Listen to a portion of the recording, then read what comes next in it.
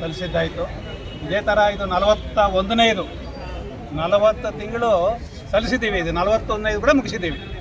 ಇರಲಿ, ಕೇಳಿದ್ವಿ ಅವ್ರಿಗೆ, ಯಾವ ಥರ ನೀವೇ ಕೇಳಿಸ್ಕೊಂಡ್ರಲ್ಲ, ನಮ್ಮದೇನಿದೆ ನೀವು ಕೊಟ್ಟಿದ್ದ ಮನವಿ ಪತ್ರಗಳನ್ನು ನಾವು ತಗೊತಾ ಇದ್ದೀವಿ, ಸಂಬಂಧಪಟ್ಟವ್ರಿಗೆ ಮುಟ್ಟಿಸ್ತಾ ಇದ್ದೀವಿ, ಕಳಿಸ್ತಾ ಇದ್ದೀವಿ. ಅಲ್ಲಿಂದ ಏನಾದರೂ ಆರ್ಡರ್ ಬಂದಿದೆ ಅಂತಂದರೆ ಇಮ್ಮಿಡಿಯೇಟ್ ನಾವು ಎಫೆಕ್ಟ್ ಮಾಡೋಕ್ಕೆ ರೆಡಿ ಇದ್ದೀವಿ ಅಂತ. ಅವ್ರದಂಗೆ ನಮ್ಮ KSRTC BMTC ಜಾಸ್ತಿ ಜನ ಇದ್ದಾರೆ ಹೆಂಗೆ ಗೊತ್ತು. ಈಗ ಏನಾದರೂ ರಿಕ್ರೂಟ್ಮೆಂಟ್ ಅಥವಾ ಏನಾದರೂ ಅರಿಯರ್ಸ್ ಅವು ಇವು ಬಂದಾಗ ಡಿಪಾರ್ಟ್ಮೆಂಟ್ ಕೇಳಿದ್ರೆ ಏನಾದರೂ ಆಗುತ್ತಾ? ಹೆಡ್ ಆಫೀಸು ಮುಂದೆ ತೋರಿಸ್ತಾರೆ, ಸೆಂಟ್ರಲ್ ಆಫೀಸ್, ಅಲ್ಲಿಗೆ ಹೋಗಪ್ಪ MD ಹತ್ರ ಅಂತಾರೆ. ಅದೇ ಥರ ಇವರು ಕೂಡ ಇರಲಿ.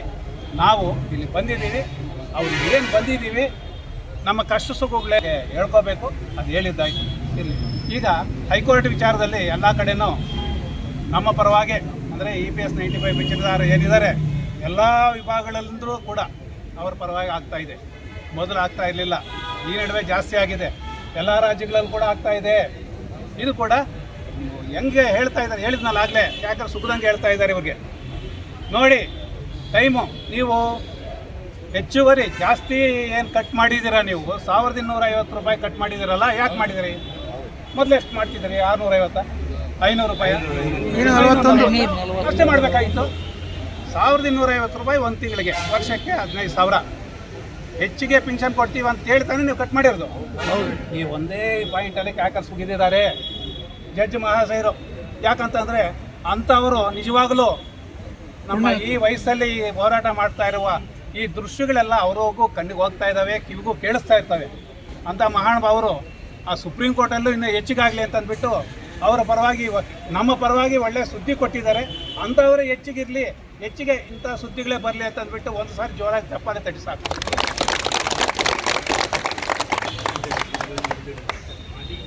ನಾವು ಮುಂದೆ ಹೈಕೋರ್ಟ್ಗೆ ಹಾಕಬೇಕು ಅಂತಂದ್ಬಿಟ್ಟು ಈ ಹಿಂದೆ 2-3 ತಿಂಗಳೇ ಪ್ರಯತ್ನ ಮಾಡಿದ್ದೀವಿ. ಎಲ್ಲ ಒಂದು 250, 300, 500 ಎಷ್ಟಾದ್ರೂ ಆಗಲಿ ಕೊಡೋಕ್ಕೆ ಭಾಳ ಜನ ರೆಡಿ ಬಂದಿದ್ರು. ಲಾಯರ್ ಕೇಳಿದ್ರೆ 5 ಲಕ್ಷ ಕೇಳಿದರು.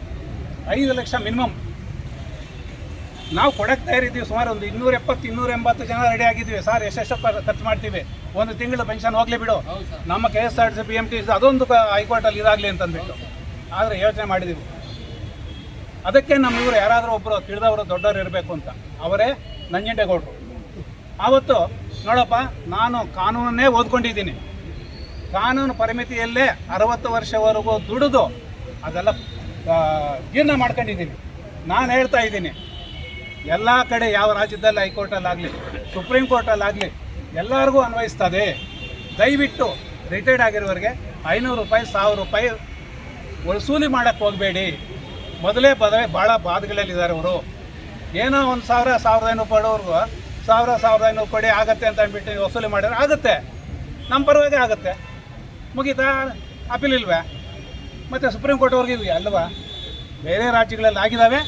100ಕ್ಕೆ 100 ಪಾಲು ನಮಗೂ ಎಫೆಕ್ಟ್ ಮಾಡ್ತದೆ ಅಂತ ಹೇಳಿದವರು ಒಂಥರ ದೇವ್ರ ಮತ್ತು ದೇವರಂತ ಹೇಳ್ಬೋದು. ಯಾಕಂದರೆ 5 ಲಕ್ಷ ರೂಪಾಯಿ ಉಳಿಸಿದ್ರು ನಿಜವಾಗ್ಲೂ ನಂಜನಗೌಡರು ಹೇಳ್ಬೋದಿತ್ತು. ಅವರು ಹಾಕಲ್ರಪ್ಪ, ಏನು ಒಬ್ಬೊಬ್ರು 1,500 ತಾನೆ, ಒಂದು 300 ಜನ ಆದರೆ ಸಾಕು, 1,500, 1,600 ಅಂದರೆ 5 ಲಕ್ಷ ಆಗುತ್ತೆ ಅಂತಂದ್ಬಿಟ್ಟು ಹೇಳ್ಬೋದಿತ್ತು. ನಾವೆಲ್ಲ ರೆಡಿ ಆಗಿದ್ವಿ, ಎಲ್ಲರೂ ರೆಡಿ ಆಗಿ ಫೋರ್ಸ್ ಮಾಡಿದ್ರು. ನಿಮ್ಗೆ ಹಾಕೋಕ್ಕೆ ಇದಿಲ್ಲ ಬಿಡ್ರಿ. ನಿಮಗೆ ಎಷ್ಟೋ ಜನ ಒಂಥರ ಬೇಜಾರಾಗಿ ಮಾತಾಡಿದ್ರು ನಮ್ಮ ಮೇಲೆ, ನೀವು ಮುಂದೆನೇ ಸರಿಯಾಗಿಲ್ಲ ಅಂತಂದ್ಬಿಟ್ಟು.